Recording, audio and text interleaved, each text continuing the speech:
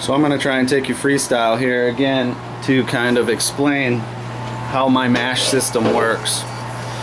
So I showed you the Herms, and that's that permanent immersion coil in the hot liquor tank. Then I have my mash pump and mash valves. So how this works is the mash tun out is right here. That's the valve on the far right. In that valve there's a temperature probe, and so it goes out from that valve to the manifold, into the pump, back up the top of the manifold, and it's got an option to go two places. Place one, which I call the cooling loop, is straight out of there through the sight glass straight into the top of the mash tun. Loop 2 is the heat loop, and that loop goes straight out of the manifold into the Herms and then out and back in.